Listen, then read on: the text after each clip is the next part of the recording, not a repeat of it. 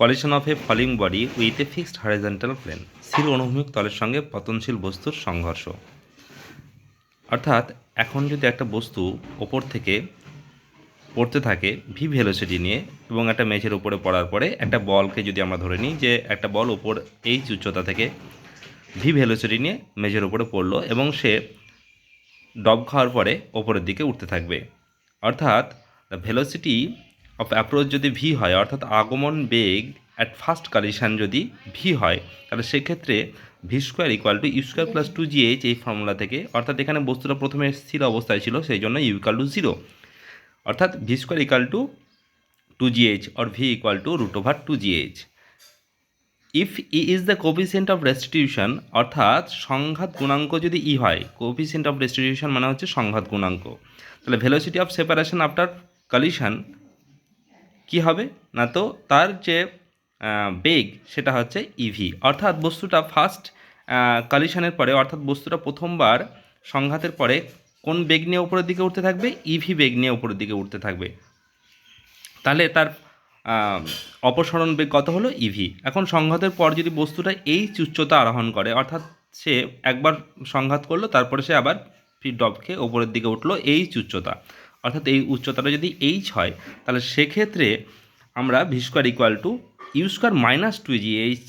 ফর্মুলাটাকে use করি, যেখানে V কত 0, final velocity 0,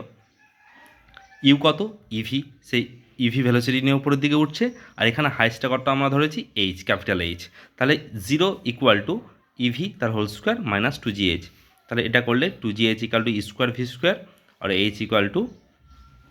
E square V square by 2g। সেখান থেকে ভি এর ভ্যালুটা আমরা আগে বার করেছি, ভি স্কোয়ারের ভ্যালুটা যে ভি স্কোয়ার ইকুয়াল টু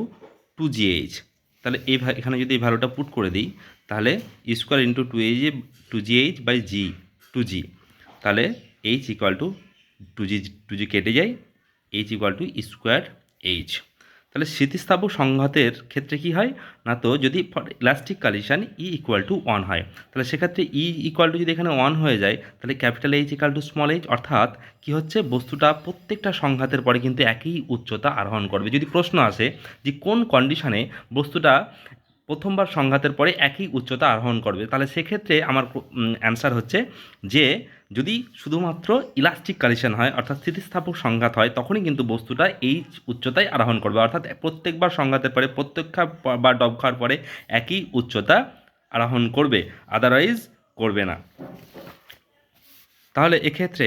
যদি স্থিরাবস্থায় আসার আগে পর্যন্ত মোট অতিক্রান্ত দূরত্ব আমাদেরকে ক্যালকুলেশন করতে হয়, তাহলে কী করব না, তো এখন দ্বিতীয় প্রতিক্ষেপের পর যদি এইচ প্রাইম উচ্চতা আরোহণ করে তাহলে কী হবে, H prime equal to E square H,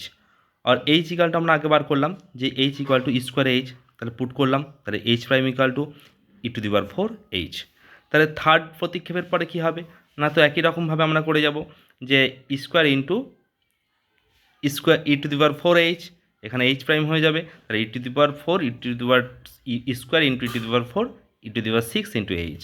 তাহলে এইভাবে প্রত্যেকটা সংঘাতের পরে আমার ইয়ের পাওয়ার 2 করে বাড়তে থাকছে। তাহলে স্থিরাবস্থায় আগের মোট অতিক্রান্ত দূরত্ব কী করব,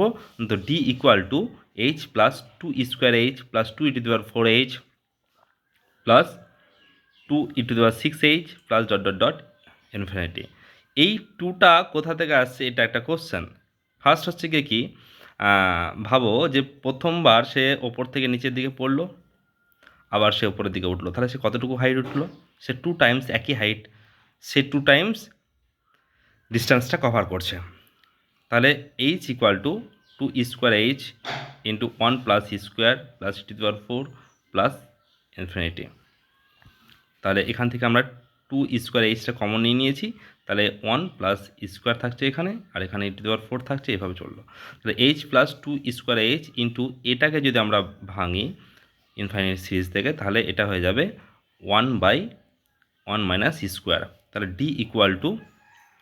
এইচ ইন্টু এখানে এইচ কমন নিয়ে নিয়েছি, তাহলে 1 প্লাস 2 এখানে এইচ কমন নিলে 2 স্কোয়ার বাই 1 মাইনাস স্কোয়ার, তাহলে এইচ ইকুয়াল টু এটা 1 minus square plus 2 square by 1 minus square, সেখান থেকে D equal to H into 1 plus square, 2 square থেকে স্কোয়ার মাইনাস করলাম, তাহলে 1 plus square by 1 minus square. এটা হলো সর্বোচ্চ উচ্চতা আরোহণ।